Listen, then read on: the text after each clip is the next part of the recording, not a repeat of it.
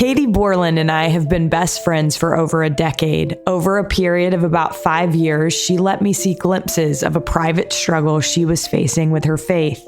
But I admittedly didn't know the extent of it until it reached a boiling point. We each have a story of faith that is ongoing and requires daily attention, but on today's episode, Catie shares hers up to this point. She is joined by the person who was by her side the entire time, her sweet husband, David. Catie and David Borland first met while attending Southern Virginia University. Originally from Virginia and Colorado, they have raised their young family in Nashville, Illinois, and now North Carolina. They are the parents of 5 kids, one of whom is named after me. This is All In, an LDS Living podcast where we ask the question, what does it really mean to be all in the gospel of Jesus Christ? I'm Morgan Pearson, and I am so honored to have my friends Catie and David Borland on the line with me today. Catie and David, welcome. Thanks. You. Yeah. Thanks for having us. Well, this is such a treat for me. Listeners should know that Catie is one of my dearest friends in the world, and Catie and David have just been the epitome of true friends to me. And so as we talk today, just know that I love these two so much. But I want to start out with the two of you grew up in the church, but from what I know, you kind of had different experiences with your faith growing up. So I wondered if we could start by having you share a little bit about your faith up to the point of the experience that we'll talk about today. Yeah. So I grew up in the church, and I would describe my faith as strong. I was unashamed of my faith. I lived it confidently, openly, was willing to speak about it. Although not a perfect person, living the gospel felt pretty easy to me, and I found a lot of joy in it throughout my whole life. Yeah, I think mine was a little bit different, although very similar. I grew up in the church. Parents who were members, they were converts. My parents actually, before I was born, I'm the youngest of 6, and so my parents converted when they had 3 kids. So it was well before I was born, but my parents were always super faithful. So I think as an example to me, I always had that. I just had this firm example, very good example, but I didn't always listen to that example or follow that example maybe growing up until a point where, it became time to either go on a mission or not go on a mission. I remember that being a big decision in my life, thankfully, and it was probably the best decision I've ever made was to actually go on a mission, and that changed the trajectory quite a bit of my life in general. But it all came from a foundation of a home that was always following, the teachings of the prophets and doing the things that they learned in church. Although I was probably a stubborn teenager up until a certain point where I hope, tried to figure it out at least. Yeah. Okay. So tell me a little bit about when you first remember maybe just feeling less confident in your faith. Yeah, I don't know that I realized it right away. I kind of describe it as when you're going on a walk with a friend and you have a destination that you're trying to get to, but you get talking, you're walking, you get a little distracted, and then all of a sudden you're like, wait, where are we? Did we pass our destination? Did we make the wrong turn? What time is it? Where are we? How did we get here? And I feel like it was a little bit like that for me. I can't remember a very specific moment. I'm sure there were many little moments where I was like, wow, I can't believe I'm here. I can't believe I'm questioning this or doubting this. But mostly I was just so distracted that I didn't realize it for quite some time. I remember you talking to me about it, and you said you felt like at one point you were having like an out-of-body experience. Like, how is this happening to me? Which I think it is a very genuine explanation of how that feels. And I think that it's a very real thing to have those moments where it's like, well, I've heard about things like this, or I've seen other people go through something like this, but how is this happening to me? David, for you, when did you first start to feel like you realized that Catie was struggling? I think that's interesting. It's probably when she told me, right? Like where I don't think I noticed anything. I was trying to think hard about, like, did I notice anything? Did I see any changes in her? And I really didn't. But I think one of the most important things is, like, we just had, I think credit to her mainly, was we just had a great relationship built on communication. And she's so good at just keeping an open line of communication and making sure that we talk openly about any and all things, and we have a safe place for each other. So that's probably, it's got to be when I really noticed, was when she started talking about it openly with me, of just the things that she was thinking, what she was going through, what she was feeling. And so there wasn't any behavior change. It was just certainly things that she had obviously been thinking about and pondering on, and then wanted to talk about it. So I would say we were trying to think about timeline of when that. I don't think it was much longer after she started really feeling these maybe doubts or concerns, or started to think through, what she believed. And then we would have some pretty good conversations about it. So right away, I guess, is the short answer to that, is pretty quickly. So a term that I feel like a lot of people use, and I feel like as a bystander observing, Catie, what you went through with this, I feel like it's probably the closest thing that I've ever seen to this term, a deconstruction of faith, where it's like you work throughout your life to construct.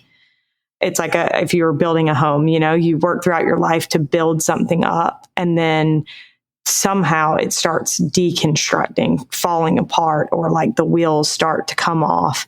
And I feel like, based on just the things that you've shared with me, it feels like it, started with these little doubts, and then little by little, it was like started gaining speed a little bit. And so I wondered, you go from this point of having, little doubts enter in, to a point where you told David and your mom that you weren't sure where your faith was going to land. You weren't sure what was going to happen in the end with you and your membership in the church.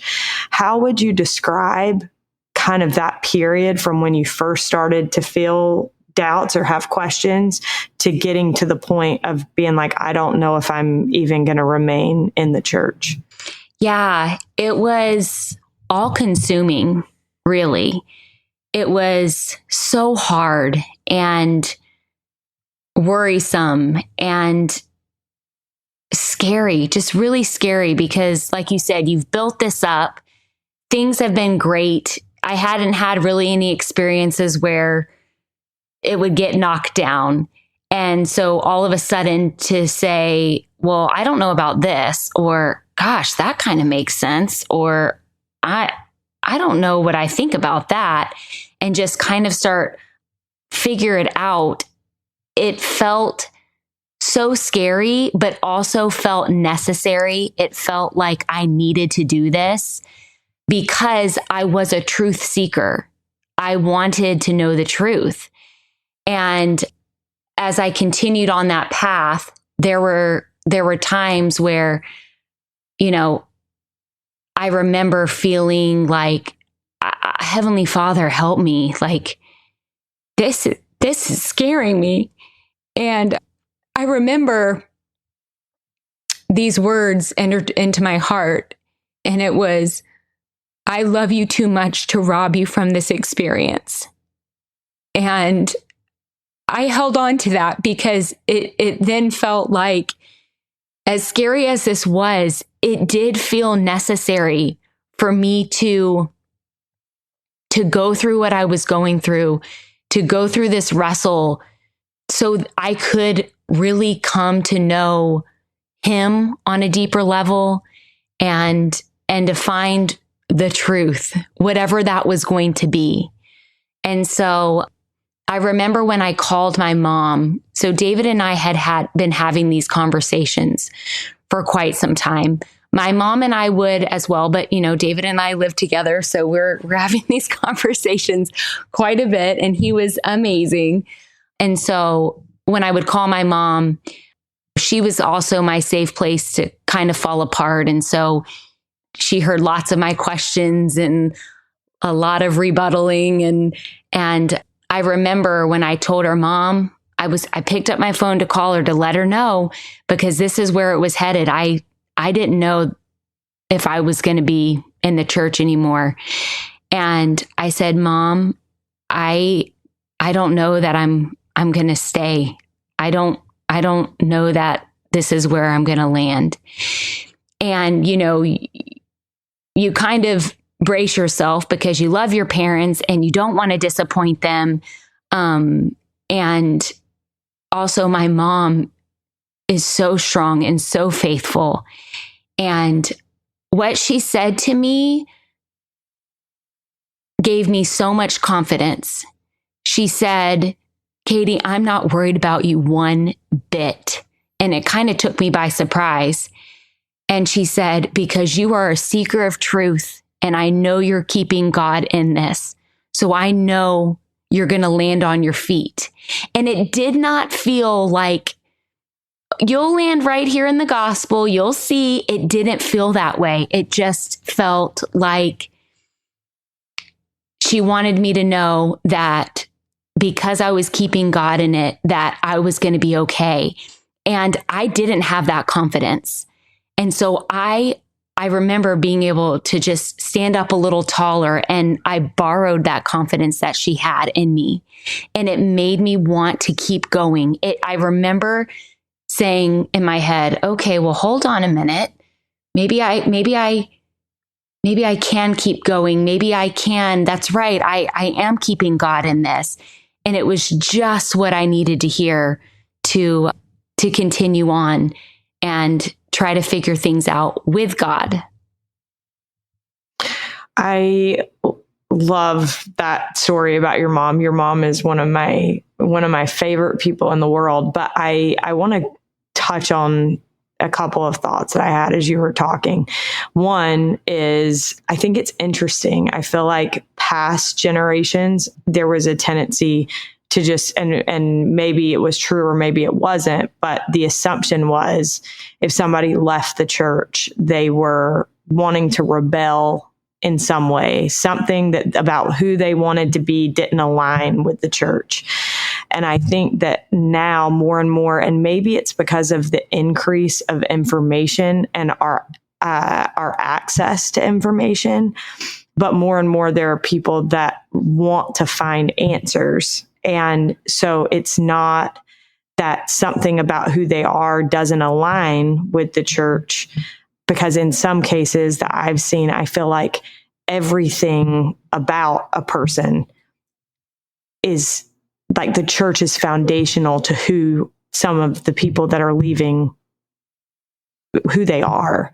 And so the idea that somebody could or would feel it necessary to step away from something that is so foundational to who they are, that's a scary thing for somebody to do. And it's because they want to do the right thing. And so sometimes I think we're seeing that more and more, instead of this like, oh, well, they want to be a rebel. They want to do something that doesn't line up with what being a member of the church is. Instead, it's like everything about that person stems from their membership in the church. And without the church, well, then they have to like start over and figure out how to be a new person. And I think that that's really scary for people to do. And so I think it's important for us to recognize, like, this is not, it's not always just because somebody wants to do something that doesn't line up with being a member of the church. That definitely was not you. Does that make any sense? Absolutely. And when David and I would have conversations about, okay, if I'm not going to be in the church, what does that look like? I remember him asking me like, well, what do you plan on doing as far as word of wisdom or this or that? Like, what are you? And I had no desire to live any other kind of, like you said, it's not that way. And yeah, I think it's people who just are good people. These people who are going through these hard times and trying to figure it out are are good people. Like my mom said to me, you are a seeker of truth. And, that was exactly what I needed to hear, because sometimes I think people who are in my spot can also look at those in the church and, just be like, they think I'm this, they think I'm that. Right. And that's not always true either. Yeah. Like I do think that part of, even now, it's just like I've had plenty of friends that have left the church, grew up in the church, the whole like same story. I mean, we hear a lot, but I've had good friends that have left. And I think it's just so different now. I used to think that, or maybe this was true, or maybe this is just the way I've experienced sort of people leaving the church in the past. They were angry, they were mad, or they wanted to do something different. Like it was just a very different feel than it is today, where it's much more delicate, I'll say, or it's this idea that something else makes sense, or we were talking about this, the idea of these flattering words that comes to mind, right? It's just, it sounds easy, it sounds good. Oh, that makes sense. Oh yeah, what about this, or what about that? And this idea of knowing better, or whatever it may be, but it's much more subtle, I think, today than it's ever been. I think the adversary is just getting a little bit more tricky, or wise to what's going to be attractive to the times. And we see it happen all over the place. I think one of the things that made me feel much different about Kate's situation was what her intent really was. I mean, and I only knew that because of our conversations. Her intent was to seek God.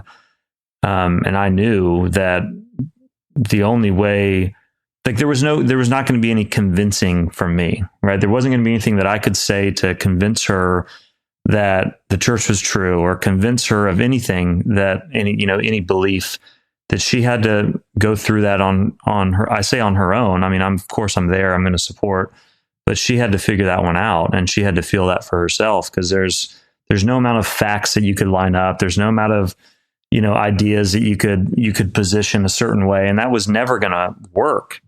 And so I think I probably learned that on my mission, I would say. There's many times where you wanted to, convince somebody, and watch this, I'm going to, throw out a few scriptures and Bible bash, and then somehow they're going to just say, yeah, you know what, you're right. Like that didn't happen one time. Not once would they be like, you know what, you're right. All those facts that you just laid out for me, like you're actually right. I think I'd like to get baptized. Yeah. Yeah. That doesn't ever happen. And so I think part of that, I mean, I didn't consciously, like I wasn't thinking that, but as I've reflected on that, I think that's probably what it was. It was just, I knew that convincing her was never going to be the solution, although I wanted to. Like there were so many things. And so could I share my thoughts, and could I share my testimony? And we had plenty of those conversations where she's like, how do you know? Like, do you really know? And I remember, a couple of these, the moments, and like, I mean, talk about a test of your faith right there. Like, do you really know? Are you sure? Like how? But how does that work? And so we had a lot of those conversations, but it didn't, maybe that helped, maybe it didn't, but it wasn't going to be to convince her, to try to change her mind. That was never the intent. The intent was to just trust in the process, trust that it was going to all work out, not knowing how it was going to work out, and many times thinking that it might play out in a way that I wouldn't have been, at least in my mind, ideal, because that's certainly the way it was going. And so there was a lot of touch and go. There wasn't just, I had plenty of moments where I felt, nervous. I don't know how the best way to describe it would be, but definitely discouraged at times. I mean, certainly, but I had to give her space, had to be able to give her space to work it out, knowing that her true intent was to seek God, and that it would work out. The Spirit is the one that converts, right? Like, so I knew it was going to work out, or at least I was confident it would. And I'm thankful it has, but there were many times where that was certainly, in question or a worry, for sure. First of all, it's funny because when you were saying that about, I can't convince her, I had the exact same thought of like, oh yeah, I learned that on my mission. And then you said the same thing. But I I want to touch on really quickly before we get any further. I think that as a friend, and maybe this is helpful for people to hear, I didn't realize where it was at because, Catie, we were not talking regularly. It was like occasionally I would get a little glimpse and be like, I'm not sure where Catie's at. But you've shared with me since that you stopped wearing your garments, you put your scriptures away. Were those deliberate decisions that you were making, or was it just like, what was going through your mind as those things were happening?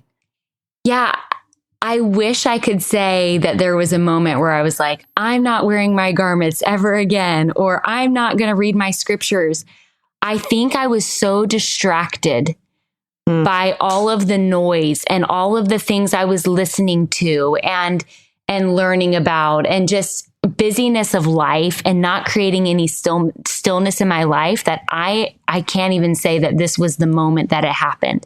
But just gradually, right? Like, we always read the Book of Mormon with our kids every year. And I just kind of stopped doing my part of trying to gather everybody. I wasn't keeping my scriptures out anymore.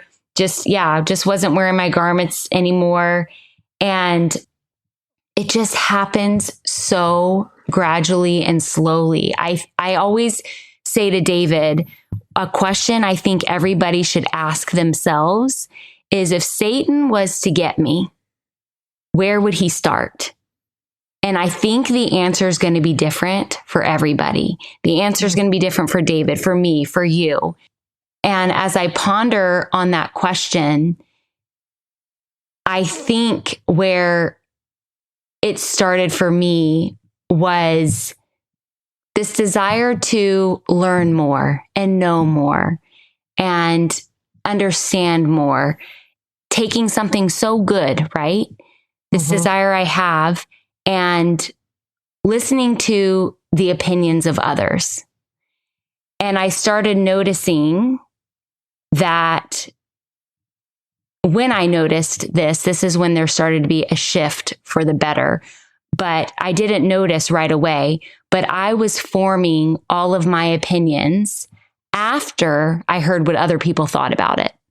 Okay, so what do I think about this? What do I think about the garments? What do I think about the church? What do I think about conditioning? What have I been conditioned? What does this person think? What does this article say? But also, what does this influencer say? And what they say, like David was saying, we've talked a ton lately about the flattering words. They're not these big, scary words. They feel good. They sound good. They sound right. And they make a lot of sense. And so I would listen to what they had to say. And then I would listen to what this LDS influencer has to say. And so it wasn't all just people who left the church. It was people in the church, this article, this podcast, this, Sunday school teacher. And I wasn't going directly to the source. And when I realized that, I just thought, no, I'm cutting all of this out. I made a deliberate decision. I'll never forget it. I said, I'm shutting it all down.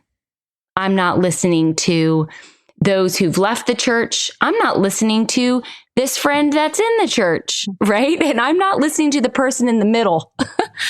I'm not listening to anybody because I want to know from God. And so I shut it all down. I remember I said, I'm not getting on Instagram. I got off for a few months where I was getting a lot of my news. And I even said, I'm not pride, stubbornness, whatever. I said, I'm not listening to anything. I'm not reading general conference talks. I'm not going to do anything, but I will talk to God, because these were the two truths that I held on to through this whole thing. I knew that there was a Father in heaven, and I knew I was his daughter. And that was all I carried with me. And I said, I'm going to let that be enough. And it was interesting. I remember the first week was miserable. I think it was actually 11 days. It was so miserable. I was annoyed with everybody because I had no distractions. I had zero distractions. I said, I'm not going to watch TV. I'm not going to read a book. I'm not going to do anything. And it was absolutely awful. Like, it was horrible. But noticing how terrible and awful it was made me think, okay, I got to keep with this. I can't believe I cannot sit still without all of these distractions. And so everything in my head just got louder and crazier. And I just said, I'm going to keep with it. And I remember, I think it was about 11 days, all of a sudden I felt stillness and I started receiving revelation. And I was hoping it was going to be, the church is true. Like, you hear me now. Now you can hear me. The church is true. But I didn't hear that. I just got revelation line upon line. And it was what I needed to hear in that moment. And I feel like it was what Heavenly Father knew I was ready to hear. And I just took what I heard and I applied that to my life. I took that revelation and I put in the work for whatever I was receiving. And slowly over time, I just was hearing him more and more. But it required shutting it all down, turning off the noise and not listening to what anybody had to say except God.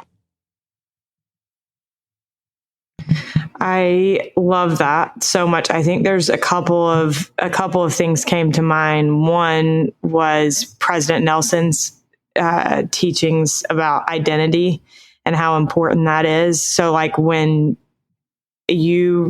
everything else was falling apart, you had those two things, and knowing who you are and whose you are made all the difference. And I think that is profound. I think that's the reason that President Nelson has emphasized that so much. But when you're talking about distraction, and I love the analogy that you made at the beginning of our conversation about walking with a friend and then not realizing that you've been distracted. But it reminded me of my father-in-law in a conference talk. Elder Pearson said, distraction eliminates the very focus the eye of faith requires. Discouragement and distraction are two of Satan's most effective tools, but they are also bad habits. Distraction leads to a lack of diligence, a reduced commitment to remain true and faithful, and to carry on through despite hardship and disappointment. And I think that when you took all of those distractions away, you regained this diligence that I think is so important in our discipleship. And it's also like the easiest thing to lose quickly is that like focused, diligent discipleship. I wondered, David, I know Catie, at one point you mentioned that you didn't realize that this was like affecting David, but then one day David said that he had been fasting for you every week. Is that right? Yeah.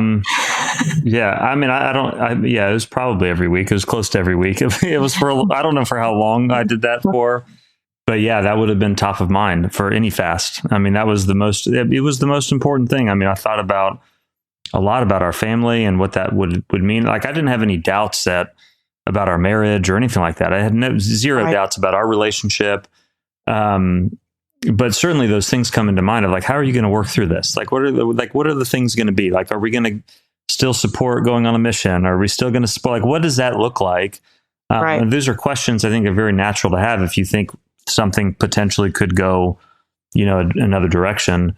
And so, yeah, I did all I could do, which there wasn't, like I said, it wasn't going to be convincing. It wasn't going to be trying to talk her into it.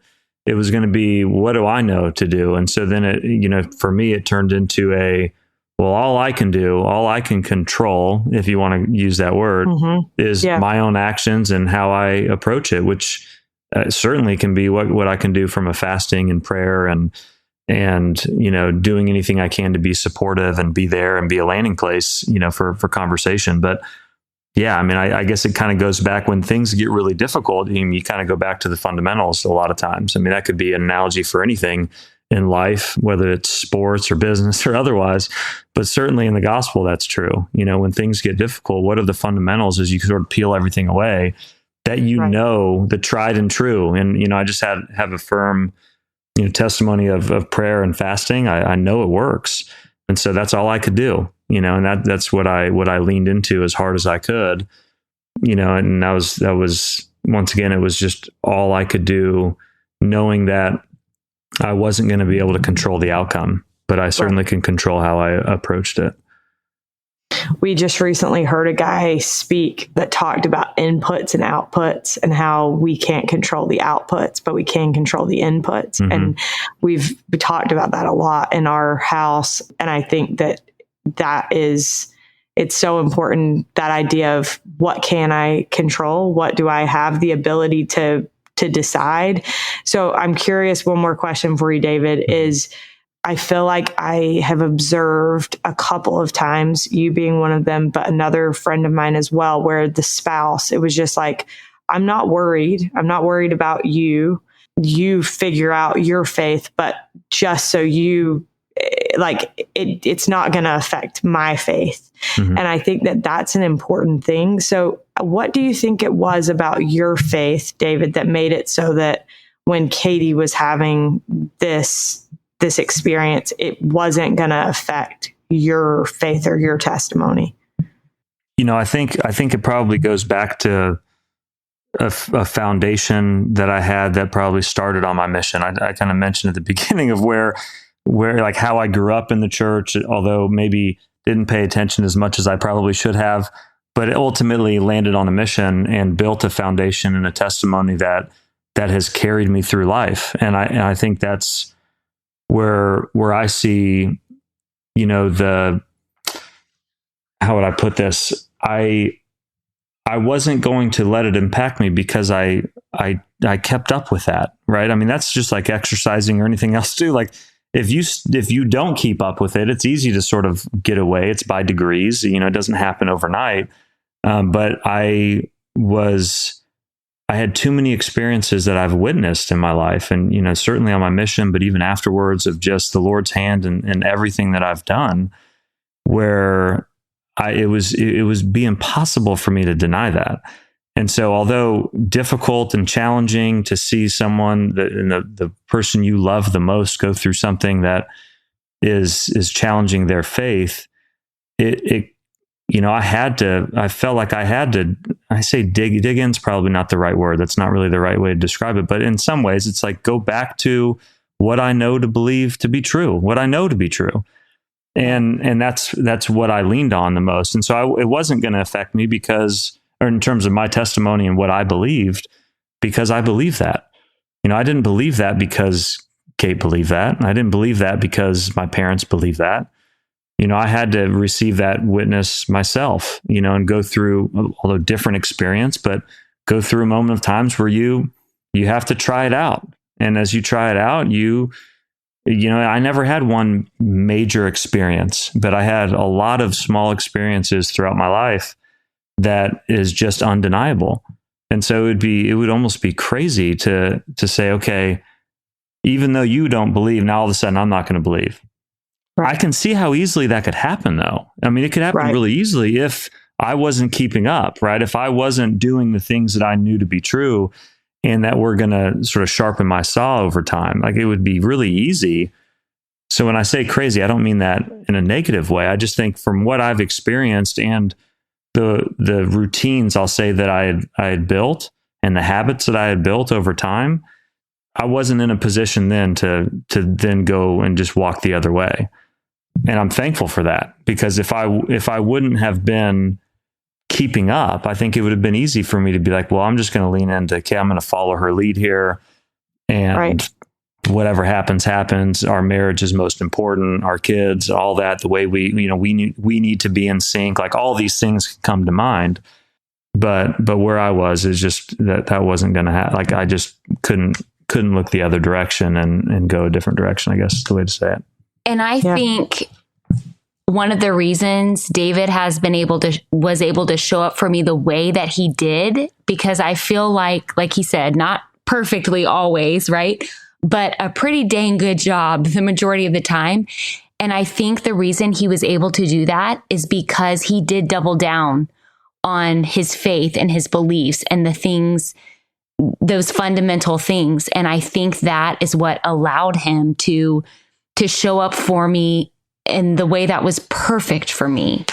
And, you know, he was a really good example in relying on those fundamental truths and faith. And I think that I know it made a huge difference in what I went through. You know, it's interesting. I don't want it to sound like, oh, like what I just said there. It'd be like, oh, like, look at, I did this and I did that. I hope that, like, I definitely don't want it to come across that way, but I do think the habits that you create are super important. I remember my mission president telling me, you know, as I was leaving, he's like, never let a day go by where you just don't read at least one verse of the scriptures, just a verse. You're going to have busy days. You're going to have days you're exhausted. Just at least stay in touch. It's like this idea of like staying in touch, staying in contact, right? Just don't ever let too much time go by where you don't do the things that you know are going to just keep you, you know, keep the spirit in your life. And I think that's, you know, that's where prayer comes into, and just the habit. Like you create these habits that I didn't realize how much of an effect they had until your faith is tried. Then you start realizing how important those things are, and how quickly they could go the other direction if you don't stay in touch, you know? Right. Well, I just had to give a talk last weekend about spiritual preparation, and the theme was around the 10 virgins. And I realized that I've always had this aversion to the story of the 10 virgins, because I'm like, I am a terrible packer. I guaranteed I would forget the oil for my lamp, and this would just be a disaster. But as I was preparing the talk, I started to think about how I think we get caught up on the idea of the oil, and we don't focus on the idea of having a relationship with Christ, and that it's not like the Savior is trying to shut the door on us. Like Elder Bednar said, it's not, I know you not, it's you know me not. The Savior is like, you know, you have to know me to seek me and want to be here in the first place. And so I think that it's so interesting, that idea of spiritual preparation and wanting to make sure that we are ready. I think it's less about, do we have the oil in our lamp, and more about the Lord wanting us to be able to weather storms and weather that dark night of the soul that it's sometimes referred to. So I think that's such a great point. I wonder, Catie, when do you feel like, was it when you eliminated those distractions that you started to feel like things turned a corner, or were there other points at which you felt like, okay, I actually think I want to lean into my faith rather than away from it? Yeah, it really was so many things, like that conversation with my mom where she gave me that confidence, then cutting out the distractions. And it's interesting you said lean in, because I remember when I started allowing myself to lean into the parts of the gospel that I loved, giving myself permission to do that. I remember I had encouraged David to, you know, one time, I noticed that David was having a hard time. And I think at least this was true for me. I think the person who is going through this, not intentionally, but it really becomes all about you. What do I think? What do I believe? How are we going to support me? What should I be doing? How am I going to move forward? And I think I got really caught up in that. And there was one particular moment when I locked eyes with David, and I realized, I knew that, you know, his needs, his wants, they matter too, and his thoughts. And I just remember thinking he should be able to open up and talk about this with someone. I don't think you had it at that point. I don't know if it was just, you're a pretty private guy, but also very loyal. But I encouraged him. I said, you should reach out to somebody that you trust. And he reached out to his brother. And I wasn't privy to those conversations. I'm not sure what they talked about. I'm sure I was definitely a big part of that topic, but you and Duke basketball. That's right. Boo. But I remember maybe a few months after that, we were at a family reunion, and one night we were on the back porch. It was just David and I and his brother and my sister-in-law, and we were just having a conversation, and David got a blessing from his brother. And I remember wanting one, even though I didn't even know that the priesthood was real, or I didn't know, if Joseph Smith was a prophet, but I wanted a blessing. And I allowed myself to lean into that, even though it didn't make sense if you had heard the conversations that we were having behind closed doors, but I allowed myself to get that blessing. But I continued to give myself permission to lean into the parts of the gospel that I loved, because I think sometimes we think, well, I don't even know if this part's true or that's not. So I'm not gonna go to the temple, or, I'm not gonna partake of the sacrament, or I'm not gonna get a blessing. And I remember later, as I've come out of this, David saying, what were you thinking? No, I don't know. You just sort of you're like, I was confused. Maybe. He was like, I would be so confused. We would be having these conversations, and then the next night you'd be like, can you give me a blessing? But I'm getting some mixed messages. That's here. Right. Yeah, some mixed messages. Just a little bit. But that's one thing I'd want to say to anybody listening. You can lean in to parts of the gospel that you love, even though you're doubting, or you're questioning, or you're not sure. If it feels good and you want to participate in some of these things, do it. The same way, if someone's like, I don't know if God's real, I would never say to that person, if they're like, well, maybe I'll pray. I wouldn't say, well, now don't pray because you don't think he's real. Like, you shouldn't do that. Right. And so, yeah, that's just one thing I felt like really helped me turn the corners, me giving myself permission to lean into those parts of the parts of the gospel that I loved, even if I was questioning them. And also when I was able to realize this is not an emergency. I think sometimes it feels like I have to know. It really does feel that way. I have to know right now. I've got to figure this out. I've got to make a decision.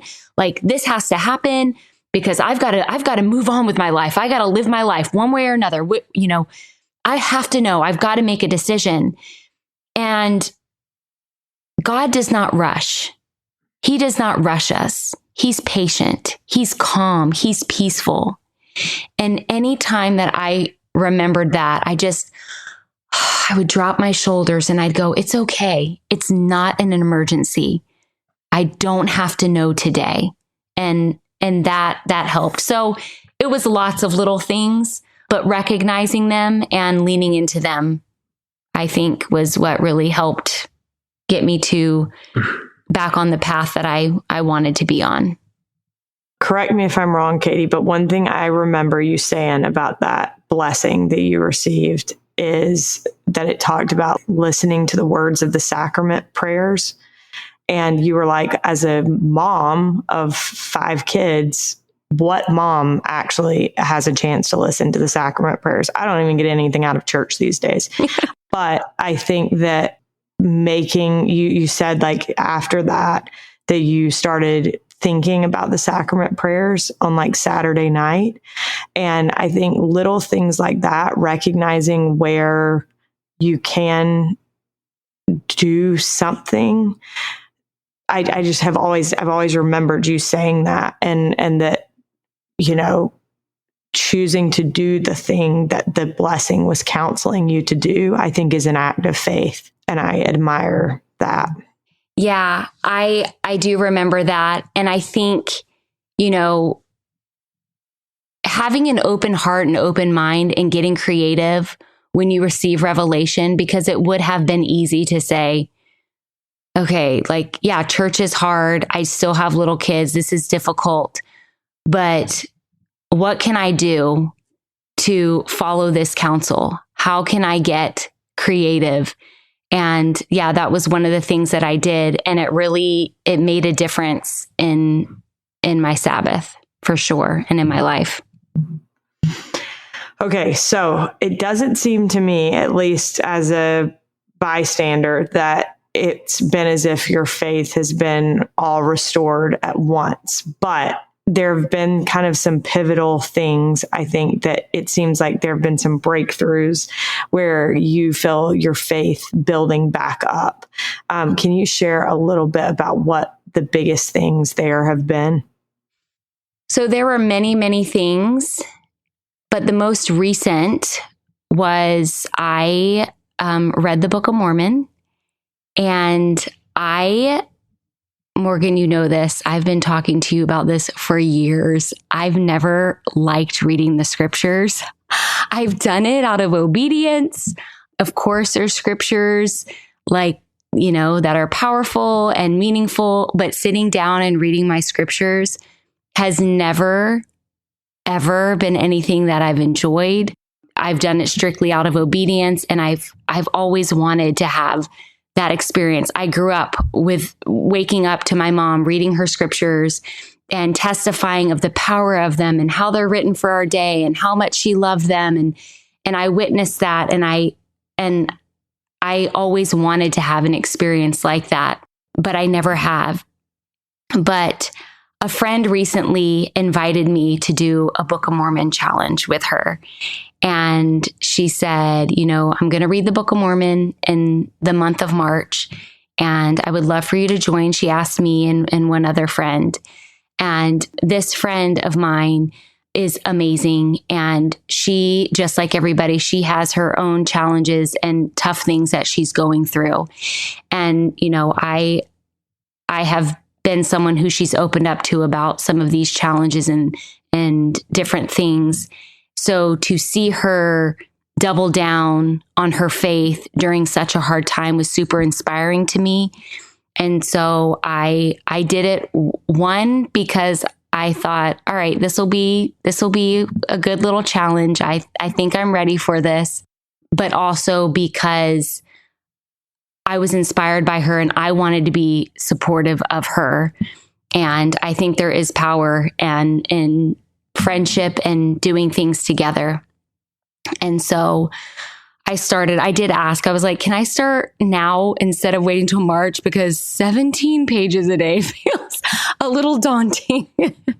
And she agreed. So I started in the middle of February, but I got up every morning and I started reading my scriptures, and I had a very powerful experience that I had never had before. I found myself not rushing through. There would be so many times when I'd be like, okay, how many? Okay, 1, 2, 3, 4. Okay, four more verses. How many? I was totally that girl. But I remember getting lost in them and words that I needed to hear and answers to my prayers and revelation that I received on how to help my kids and my marriage. And it just was so powerful. And I gained a testimony of the Book of Mormon. I knew that these words were true, and that when we read them, when we take the time and we put in the effort with humility, I think that was key for me. I really went into it with a humble heart, an open heart, ready to let them change me. And they did. And I remember saying, oh my goodness, I can't believe I'm saying this, but I love the Book of Mormon. I love the Book of Mormon. And I actually stood up and bore my testimony about it in sacrament meeting, which was really exciting for me, because all my life when I've gotten up and have shared certain things that I believed in, I didn't really talk about the Book of Mormon. And it felt so good to be able to stand up there and declare that this is the word of God, and that the teachings are real, and that Jesus Christ is real, and he is everything that the scriptures say. I had the thought, Catie, while you were talking. I remember when Tinsley, so Catie and David's oldest daughter, when she was just like, she would have been like 2 years old. I came to visit you guys and you were reading the Book of Mormon with her. And in all the years since, I've thought, I want to be like Catie and David and read the scriptures no matter how old my kids are. And I had the thought, like, it's interesting that you did that so committed and diligently, not having a love for the Book of Mormon, but like you said, like out of obedience. But then I think that there is so much power, even when we do things just out of obedience, that Heavenly Father sees that. And then in those times when you felt like your faith was faltering or whatever, he wasn't going to let you go because you've tried so hard. And I think that there's a big lesson to be learned in that. That same daughter is almost 17 years old. And I had a conversation with her the other night about the Book of Mormon. And David has the kids doing their own little challenge right now. And she was feeling a little behind, right? She's busy. She's getting up for seminary. She's got school. She's got sports after school, lots of different things. And she was feeling a little down. And I told her, I said, I feel like if the Savior was to walk in here right now, he would just put his arms around you and he would not want you to be stressed about reading your scriptures. And I think he would want you to just, to start wherever you are. And I shared with her that several years ago, when I was going through all of this was another little thing that turned the corner for me.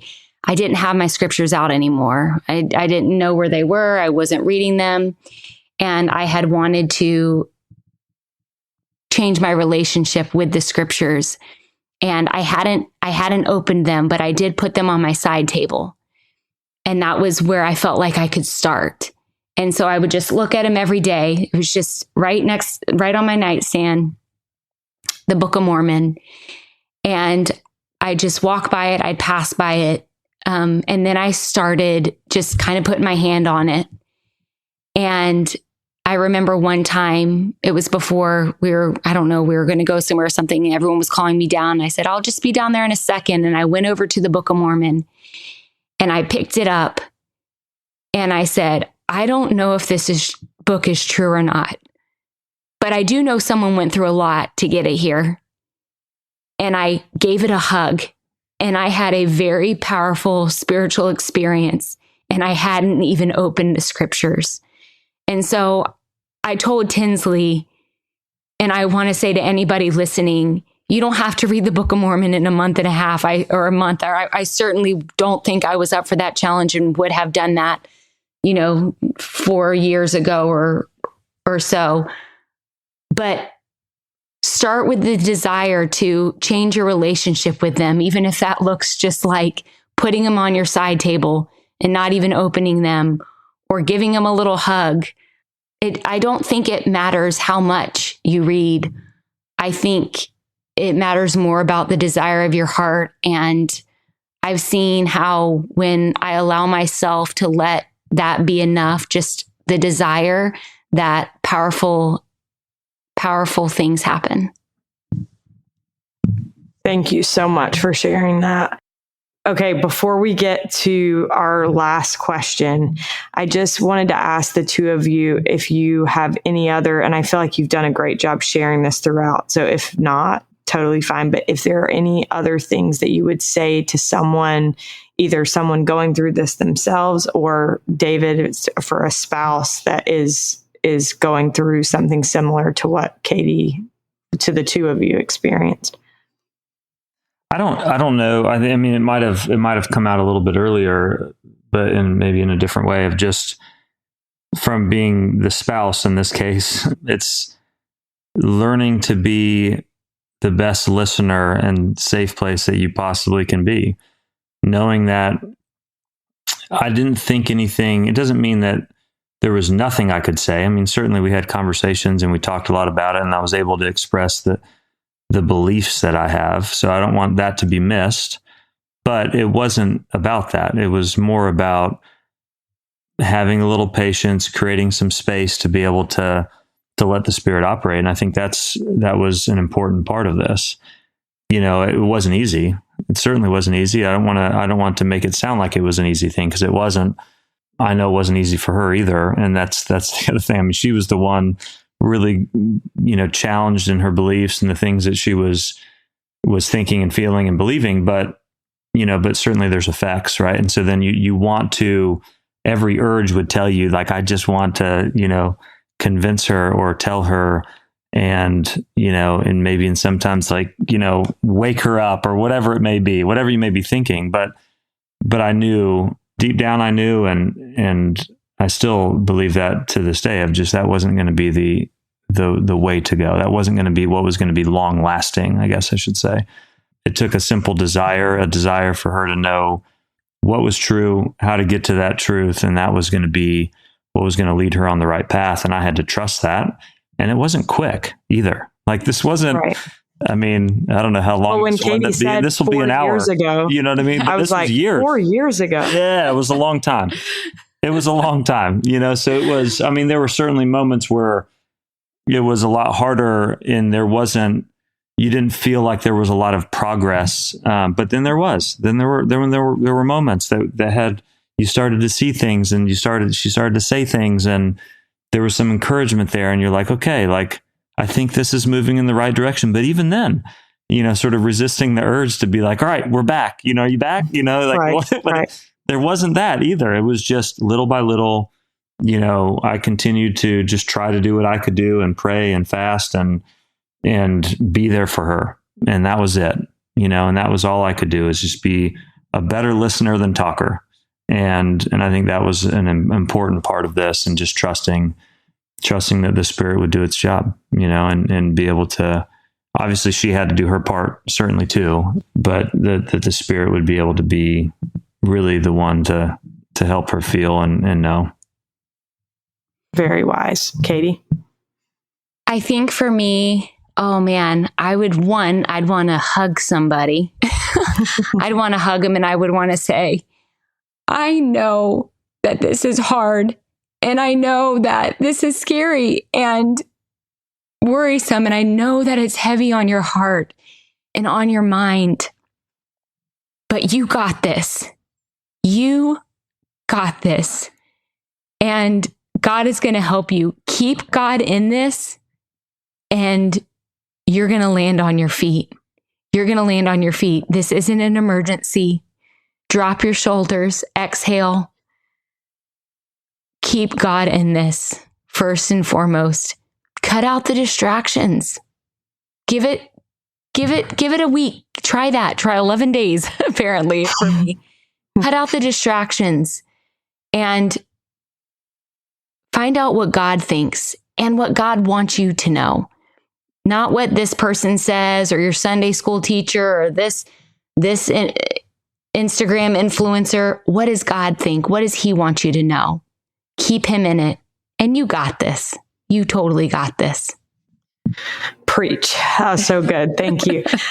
Okay, last question for both of you. What does it mean to you to be all in the gospel of Jesus Christ? Want to go first? Do you want to? we have no idea what our answer is going to be.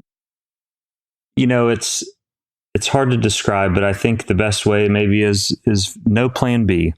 There is no other plan. There's no other way. There's no other path to choose. Like, this is it. When you're all in, there is no other option. There's not a backup plan, and I think that goes in, obviously, in times where things are going smoothly, then it's a little bit easier. And then there's also times that are going to be challenging, but there still isn't a plan B or a backup option. And I think that's where, when I think of being all in, you're committed, you're fully committed. And in a term that's come to mind, and I'm sure maybe it's been said by others, is just sort of no matter what, whatever that means. And that could mean a lot of different things. And that doesn't always mean that it's going to be something always difficult, because it certainly is not always going to be difficult. But it definitely means in those times where it's a little bit more challenging, it's still, no matter what, you're committed, you're in, and you're gonna believe and press forward, no matter what that looks like, and no matter what comes your way. So I think that's how I would describe it. I've listened to this podcast for a long time. And so I think anybody who has asked themselves, how would they answer this? And I think over the years, I would have said different things at different times. And I think that's actually awesome. For me, right now, to be all in the gospel of Jesus Christ means to seek Christ in all things. No matter where I'm at on the path, I don't think it matters where anybody is. I think it just matters who you're walking with. And if you decide to walk with Christ, you're gonna end up in the right place, and you're gonna have a much better journey. So seeking Christ in all things is what it means to me to be all in. Thank you both so much. I appreciate you. You both have been such good examples to me. And even throughout, like, watching this experience, it has been inspiring to me and has made me want to be better. So thank you both from the bottom of my heart. Thanks for having us. We are so grateful to Catie and David Borland for joining us on today's episode. Big thanks, as always, to Derek Campbell of Mix It 6 Studios for his help with this episode. And thank you so much for listening. We'll look forward to being with you again next week.